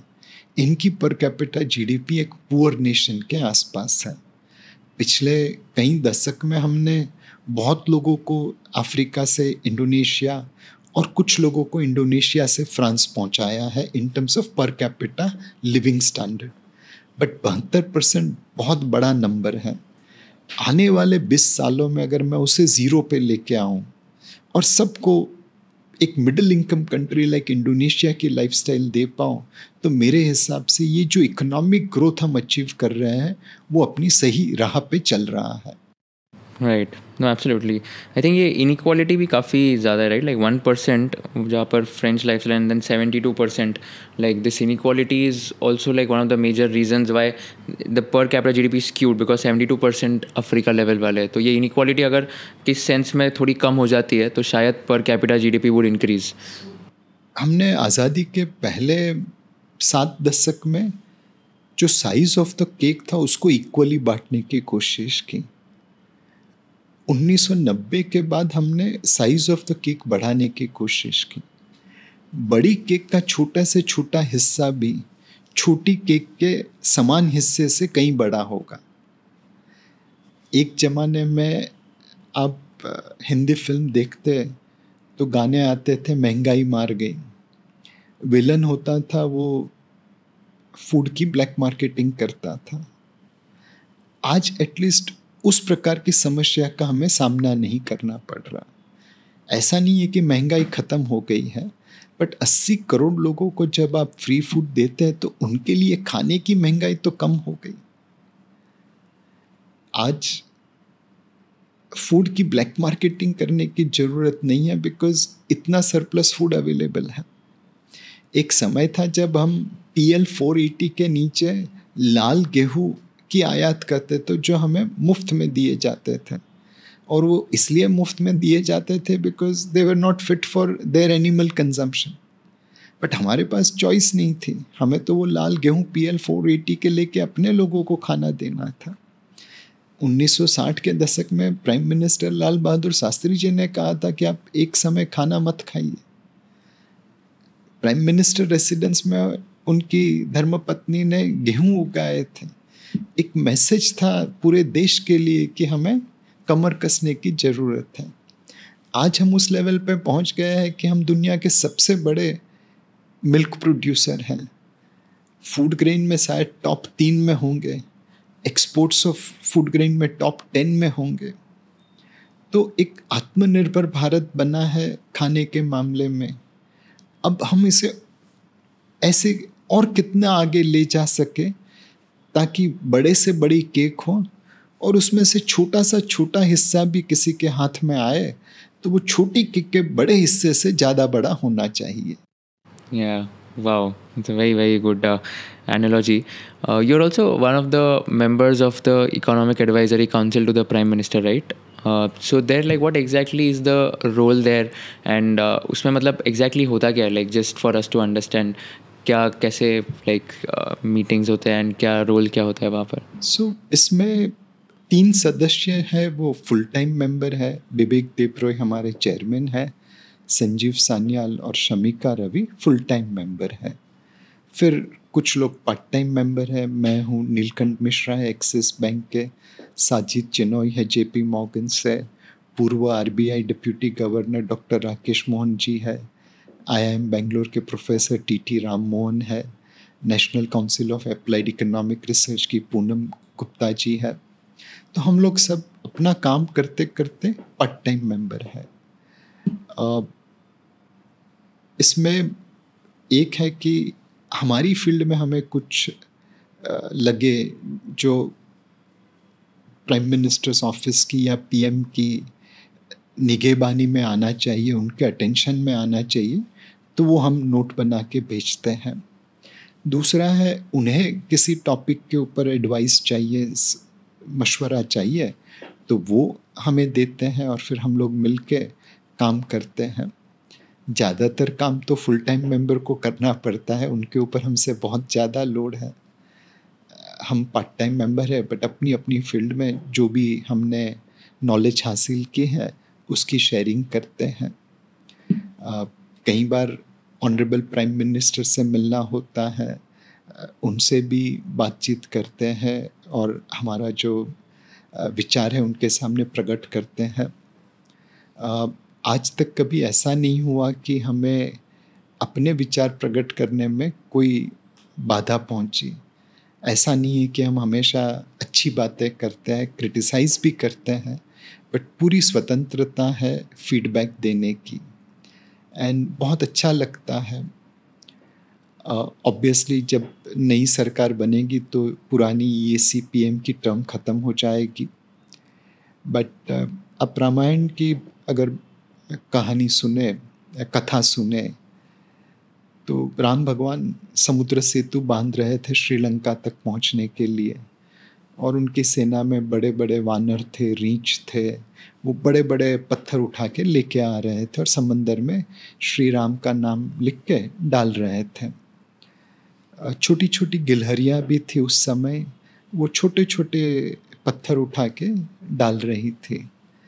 तो वो भाग दौड़ कर रही थी, तो बंदरों के, रींछ के बीच में आ रही थी। तो वानरों ने श्री राम जी से कंप्लेंट की कि ये गिलहरियाँ बीच में आ रही है, हमारे पाँव पड़ जाएंगे, मर जाएंगे, आप उन्हें ना बोल दीजिए। और श्री राम ने वानरों से कहा कि ये गिलहरियाँ भी अपनी शक्ति के अनुसार मदद कर रही है, उनकी भावना को देखिए, उनकी साइज को मत देखिए। और कहते हैं कि भगवान राम ने गिलहरियों के शरीर के ऊपर अपना पंजा रखा आशीर्वाद के रूप में, इसलिए तब से उनके ऊपर 5 स्ट्राइप गिर गई है। तो हमारा काम है एक गिलहरी की तरह अपनी औकात के अनुसार, अपनी कैपेबिलिटी के अनुसार जो पत्थर उठा सके वो उठा के समुद्र सेतु बांधने में मदद करें। भारत के सारे नागरिक इस तरह सोचने लगे, जो बहुत बड़े लोग हैं, टाटास, बिरलास, अंबानीस, अडानीस, वो बड़े बड़े पत्थर उठाएंगे और एक समुद्र सेतु बांधेंगे कि डेवलपिंग नेशन से हम विकसित भारत बन जाए। हमारी साइज छोटी है, बट इरादे तो उनके जितने ही बुलंद हैं। तो हम अपनी कैपेबिलिटी के अनुसार छोटे से छोटा पत्थर उठा के वहाँ पे डालते रहेंगे। 140 करोड़ भारतीय हैं, अगर सबने अपनी अपनी औकात के अनुसार पत्थर उठाना चालू कर दिया तो विकसित भारत का समुद्र सेतु बांधने में कितना समय लगेगा। Wow, I think you give very good examples. आप टीचिंग में जाने का कभी सोच रहे हो? Because you give so good examples and analogies, you can be a very very good teacher by the way. Teaching का कभी सोचा है? वो पहले कॉलेज में पढ़ाती थी, फिर अब मतलब वॉलंटियरिंग कर रही है, तो वहाँ पे भी पढ़ाती ही रहती है। तो that's a very very noble career, and yes, at some day sure. Yeah. And you've interacted, you have, like you said, that you had a brief interaction with Honorable Prime Minister. Any lessons you've learned from him or those interactions? उनकी जो ग्रहण शक्ति है वो बहुत ही काबिल तारीफ है। कई बार ऐसा होता है कि हम भूल जाते हैं हमने क्या कहा था, लेकिन उन्हें सब याद रहता है। वो कैसे सारी चीज़ों को ग्रहण कर सकते हैं, वो काबिल तारीफ है। वो बहुत सुनते हैं, मतलब अगर हमारी मीटिंग हो तो 90% 95% तो हम ही बोलते हैं, वो तो 4 या 5% भी नहीं बोलते हैं। तो सबसे सुनते हैं और ग्रहण कर लेते हैं, वो बहुत ही अच्छा है। दूसरा, मतलब मैं तो चार्टर्ड अकाउंटेंट हूँ, इकोनॉमिस्ट भी नहीं हूँ, बट फिर भी उन्होंने एक मौका दिया, और ये मेरी दूसरी टर्म है, कि आप अपने अनुभव से, अपने एक्सपीरियंस से इकोनॉमिक्स की बातें भी शेयर कर सकते हैं। तो अगेन जिसकी जितनी क्षमता, चाहे गिलहरी हो चाहे वानर हो, सबसे वो मदद ले लेते हैं, सबसे वो प्रयास कर लेते हैं। तीसरी चीज मतलब उनकी जो ऑब्जर्वेशन पावर है वो बहुत बढ़िया है। उन्होंने इतने लोगों से मिले हैं, इतने प्रदेश में प्रवास किया है, तो वो ग्राउंड लेवल से टॉप लेवल की सारी चीज़ें समझते हैं। बॉटम ऑफ द पिरामिड से लेके टॉप डाउन दोनों अप्रोच वो बहुत अच्छी तरह समझ सकते हैं। और इसीलिए कई बार देखा है कि उनकी ग्रहण शक्ति से, उनकी ऑब्जर्वेशन पावर से जो वो सुझाव देते हैं वो ट्रूली एक्स्ट्राऑर्डिनरी है। तो बहुत अच्छा लगता है जब आप भी समुद्र सेतु में एक पत्थर डालने का काम कर सकते हैं। Wow, very, very proud feeling, I'm pretty sure. And you also work closely with Mr. Uday Kotak sir as well. So, what are like some of the lessons you have learned from him? हम लोग future predict करने की कोशिश करते हैं। वो तो future देख सकते हैं और लिख सकते हैं और बना सकते हैं, बट फिर भी उन्होंने हमें हमेशा स्वतंत्रता दी है कि आप अपना व्यू शेयर करिए। अगर वो चाहे तो हमें सीधा ही कह सकते हैं कि भाई ये करो, एंड ज़्यादातर हम सक्सेसफुल ही होंगे। बट फिर भी वो हमें हमारी गलतियाँ करने की इजाज़त देते हैं, हमसे सुनते हैं और फिर गाइडेंस देते हैं। तो वो हम्बलनेस बहुत ही अच्छी है। दूसरा, हम सबको एक वो बेंचमार्क बनाते हैं कि कैसे हम उस लेवल पे पहुंच पाए। दूरी बहुत ज़्यादा है, लेकिन हमेशा आप ऊपर नज़र रख सकते हैं कि यार एक दिन मुझे उनकी तरह स्मार्ट बनना है, इंटेलिजेंट बनना है, उनकी तरह एनालिसिस करना है, उनकी तरह फ्यूचर को देखना है। एंड उन्होंने जो एक बात कही जब मैं कोटक ग्रुप ज्वाइन कर लिया था, मैंने कहा कि मुझे किस तरह बिहेव करना चाहिए as MD and CEO of Kotak mutual fund. आपकी ब्रांड को मैं किस तरह मैनेज करूं। तो उन्होंने कहा कि जीवन में 2x2 कोशंट होते हैं। पहला होता है राम भगवान का। राम भगवान मर्यादा पुरुषोत्तम थे। उनके जीवन के जो ऑब्जेक्टिव्स थे वो हमेशा उच्च होते थे, उम्दा होते थे, और उस ऑब्जेक्टिव्स को अचीव करने के जो मीन्स थे वह भी हमेशा नोबल रहते थे, उम्दा रहते थे। तो जिंदगी में हमेशा ऐसे काम करना कि आपके ऑब्जेक्टिव्स उच्च हो और उसे अचीव करने के जिस राह पे आप चले वो भी उच्च हो। कोई कॉम्प्रोमाइज मत करना, कोई शॉर्टकट नहीं लेना। दूसरा क्वाड्रेंट श्री कृष्ण का है। उनके ऑब्जेक्टिव्स तो हमेशा ऊपर ही रहते थे, उच्च ही रहते थे, लेकिन कुछ बार उस ऑब्जेक्टिव्स को अचीव करने के लिए उन्हें अलग अलग मीन्स का सहारा लेना पड़ता था। महाभारत का युद्ध जितना जरूरी था तो कर्ण के कवच और कुंडल निकालने जरूरी थे, नहीं तो कर्ण अजय ही रहता। अर्जुन से कर्ण का वध करना जरूरी था। अगर पहले बोल देते ये आपके बड़े भाई है तो अर्जुन शायद कभी बाण चलाता ही नहीं। वध कराने के बाद श्री कृष्ण ने अर्जुन से कहा कि इंसिडेंटली ये आपके बड़े भाई थे। तो कई बार आपके ऑब्जेक्टिव्स उच्च हो और उसे अचीव करने के लिए आपको शॉर्टकट लेना पड़े तो शायद वो लेना चाहिए, बिकॉज हम लोग कलयुग में रह रहे हैं। बट ज़्यादातर हमेशा राम क्वाड्रेंट में रहिए, कृष्णा क्वाड्रेंट में बहुत कम बार जाइए। तीसरा दुर्योधन का है। दुर्योधन के गोल हमेशा गोल ही रहते थे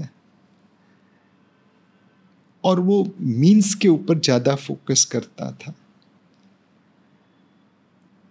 जब वो अपनी जिंदगी की आखिरी लड़ाई लड़ रहा था 18वें दिन पे महाभारत युद्ध के, तो उसने भीमसेन को बिलो दी बेल्ट जंघा के नीचे प्रहार नहीं किया, बट भीमसेन ने श्री कृष्ण के इशारे के ऊपर बिलो दी बेल्ट जंघा के ऊपर प्रहार करके उसे मार गिराया।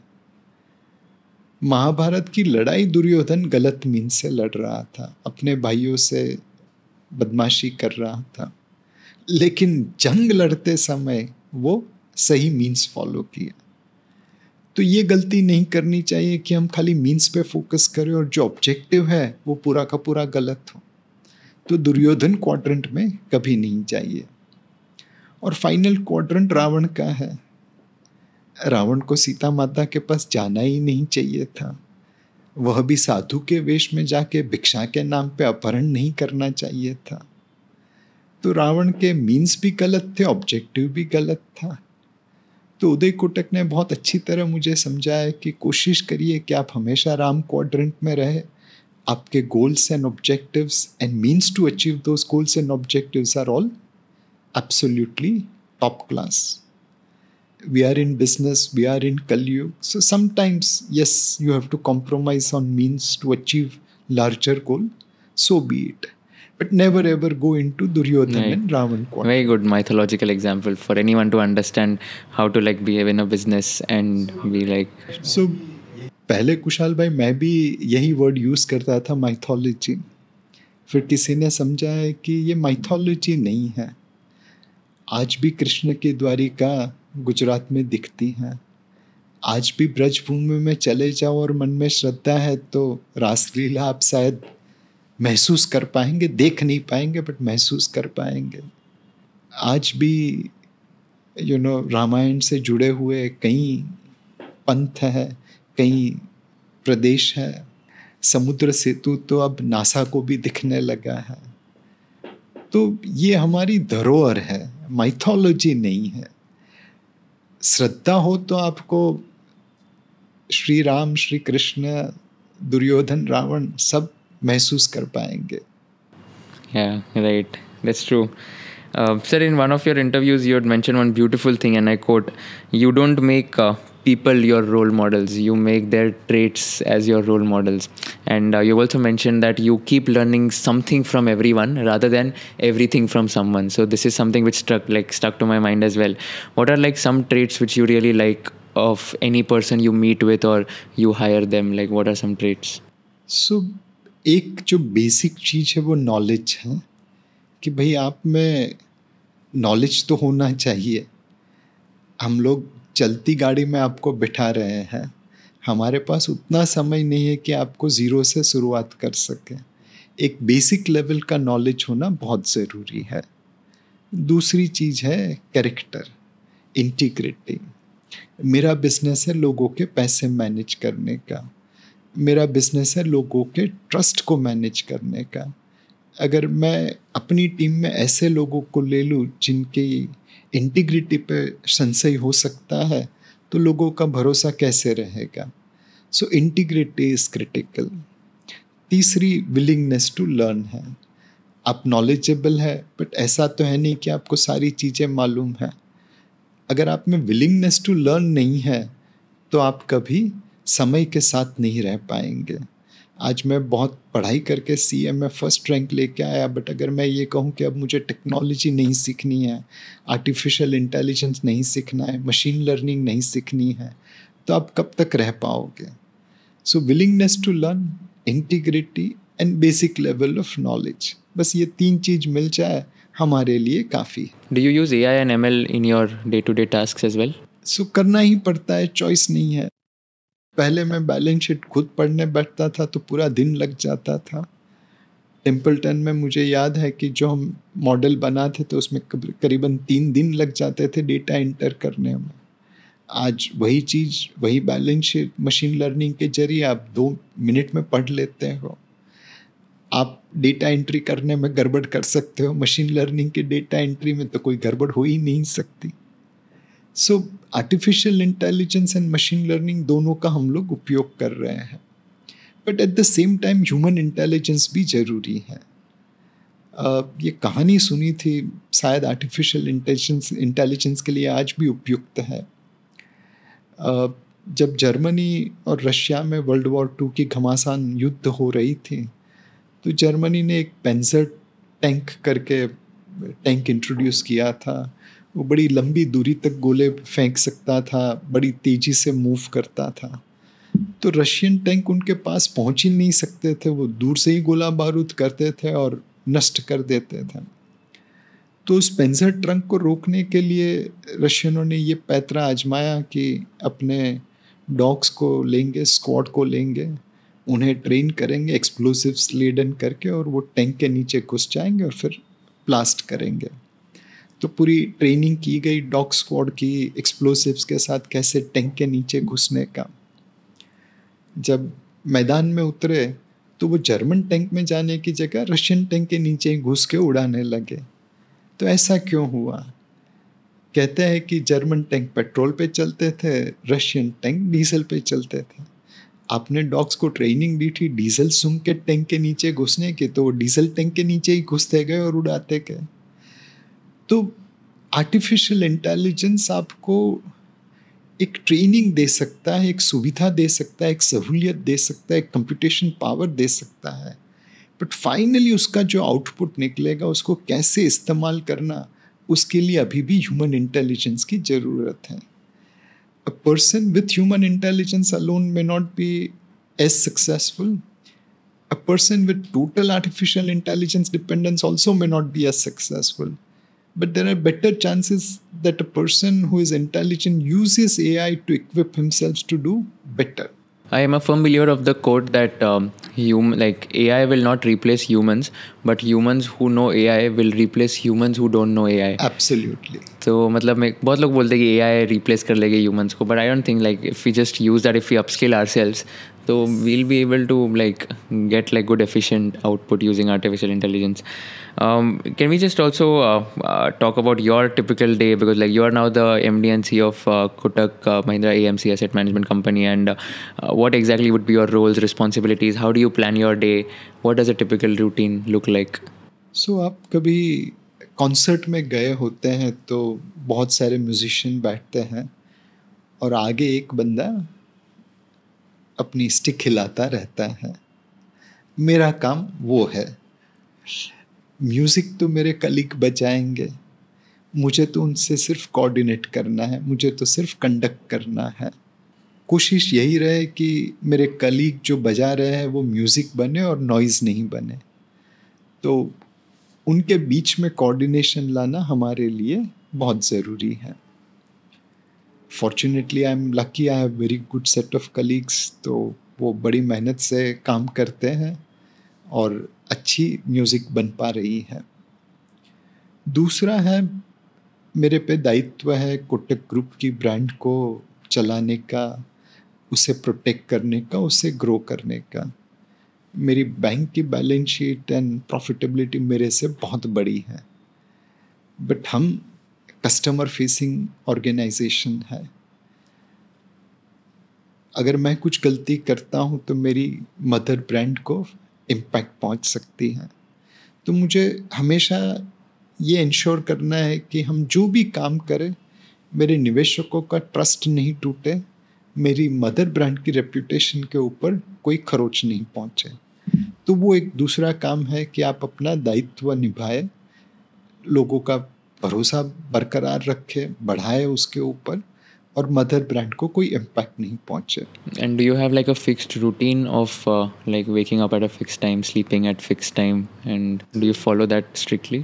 मैं सारे लोगों को रेकमेंड करूँगा कि वो करें। Early to sleep and early to rise makes a man healthy, wealthy and wise. ये मैं फॉलो नहीं कर पा रहा हूँ और वो गलत चीज़ है। कई बार ऐसा होता है कि काम का प्रेशर आ जाता है तो आप काम करने में भूल जाते हैं कितना समय है।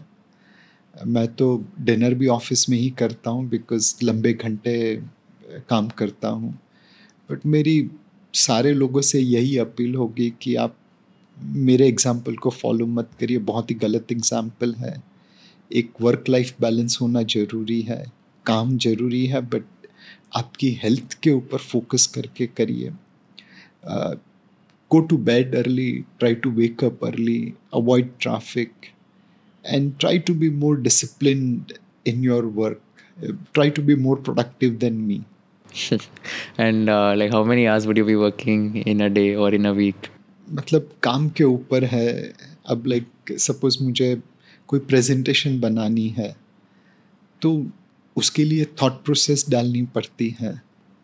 उसके लिए रिसर्च करना ज़रूरी है, डेटा का एनालिसिस करना ज़रूरी है.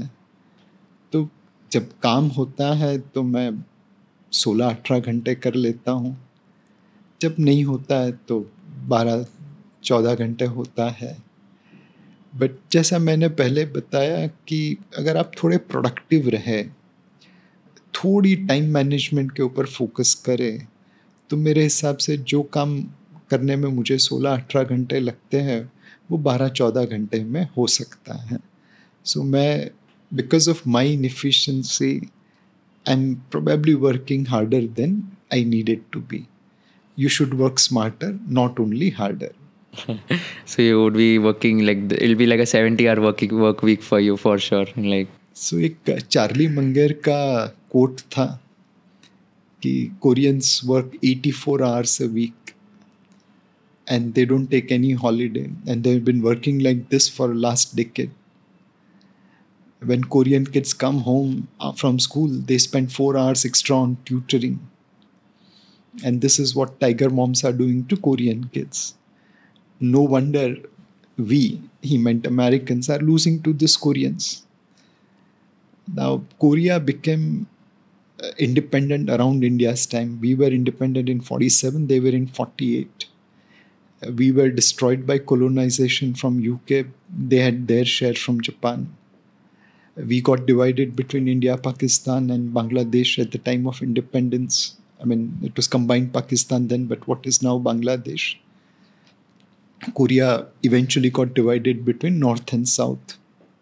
Their terrain is far more difficult than India. It's not fertile, it's hilly, and they have much harsh weather compared to India. But in probably about a generation, they have leapfrogged from being a developing nation, a poor nation in 1960 to a developed nations way before 2024. This has all happened because of the hard work of Koreans. 84 hours a week, no holiday. अभी नारायण मूर्ति जी ने कुछ statement दिया था 74 hours work का, and लोग कूद पड़े थे.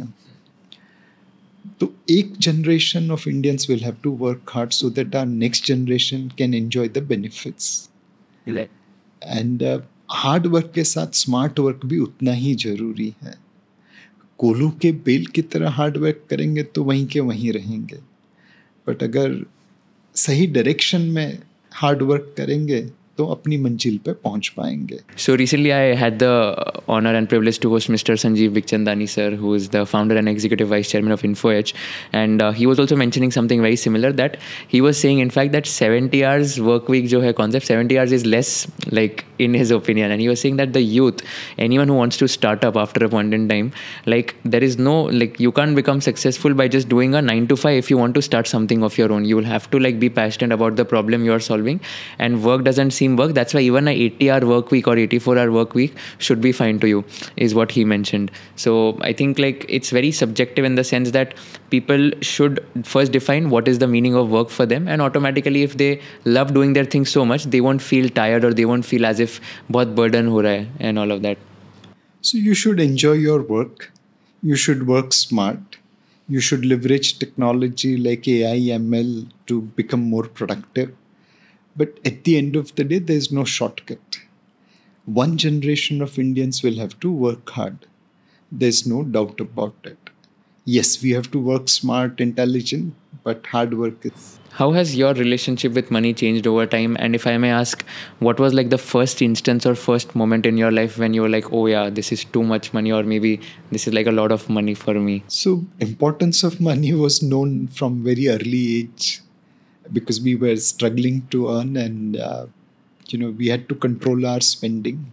I remember you used to walk also from Kalba Devi and not take a bus in order to save money.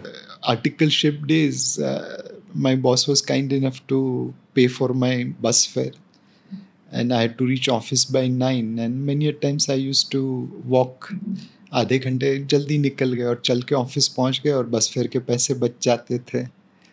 सो त्रेवट त्रिजो भाई और कर कसरता जो बोलते हैं कि ज़रूरत से ज़्यादा खर्चा मत करो, that was ingrained into the system very very early. You know, when I was joining ICICI, I had also offered from SBI caps at double the salary. And I had joined ICICI, and thereafter SBI cap offer had come. And then I had gone to my boss at ICICI saying that यहाँ पे दुगनी salary मिल रही है. What should I do? And he said, stay here, think long term. And I trusted him. It was very difficult to let go double the money. But today, no regrets. So, money is important. Money is something which you should work for. But don't make it everything in life. Maintain a balance. Think about wealth over a longer period of time rather than short term. And second thing, out of the income or wealth which you have created, think how best you can give to the society. There's a Gujarati poem by Makarand Dave which says, Gamtu maliye to gunje na bhariye, gamta no kariye gulal. If you are blessed with something by Almighty, then don't keep it to yourself. Share it with others. I'm lucky that God has given me some ability to manage money, understand markets. Now I can use it for myself, and I learn far more than what I'm earning today. But what joy it will give. Am I going to eat 3 more rotis because my income has gone up 3 times? Answer is no. Am I going to wear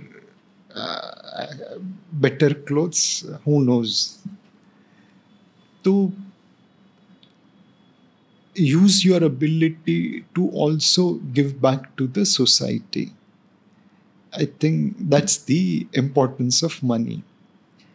हमारे में कहावत है कि लक्ष्मी चंचल है. That means आप उसको तिजोरी में बहुत समय तक बंद नहीं कर सकते. बट अगर आप लक्ष्मी जी का सदुपयोग करें, उनको सही तरीके से स्पेंड करें, तो फिर वो आपके पास हमेशा रहती है, छोड़ के नहीं जाती. Yeah, I'll like to just add on to this. So it's very beautifully said that the first 25 years of your life are for learning, the next 25 years of your life are for earning, and the last 25 years should be for returning. So basically, like people say that you should definitely learn, earn, and then return after a point in time.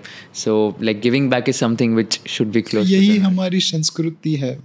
ब्रह्मचर्य आश्रम जहाँ पे आपको पढ़ाई करनी है, गृहस्थाश्रम जहाँ पे आपको अपनी फैमिली के लिए धन उपार्जना करनी है, अपनी फैमिली को आगे बढ़ानी है. फिर वानप्रस्थ आश्रम जहाँ पे आप सोसाइटी के लिए काम करते हैं, और फाइनली संन्यास्त आश्रम जहाँ पे आप अपनी ऊपर काम करते हैं. तो ये बहुत अच्छी तरह हमारे कल्चर में, हमारी संस्कृति में विराजमान है. Right. It was like amazing talking to you, sir. Thank you so much for your time. एक last question, ये tricky one है थोड़ा, मैं सारे guests को पूछता हूँ. If you were in the shoes of Kushal Lodha and if you were interviewing Mr. Nilesh Shah, what is that one question you would like to ask him towards the end of the interview? Tricky one. But मैं उससे यही पूछूंगा कि जो हमारी audience है, अगर उन्हें आपकी तरह बनना है, तो क्या एक चीज के ऊपर फोकस करें जिससे वो आपकी तरह बन सकते हैं. तो क्या एक चीज के ऊपर फोकस करें सर? एकदम सिंपल भाषा में कहे तो कर भला तो हो भला. आप जिस तरह से यूनिवर्स को देते हैं, उसी तरह से यूनिवर्स भी आपको देता है. आप उसे कर्म की थियरी कह दीजिए या कुछ और, बट अल्टीमेटली आप लोगों का भला करेंगे दिल से, दिखाने के लिए नहीं, तो लोग भी आपका भला कर ही देंगे. Right. And if you were to just advise a 21-year-old who wants to start their investing journey, any specific advice for that person? Learn from other people's mistake. Don't commit those errors which we all have committed when we were 21 years of age. See, तकदीर से ज़्यादा और वक्त से पहले तो कोई किसी को नहीं दे पाता है. But that doesn't mean that I should not work. I have to work hard. To all the youngsters, my recommendation is that income minus expenses equal to savings, ये equation मत follow करिए. Income minus savings equal to expenses follow करिए.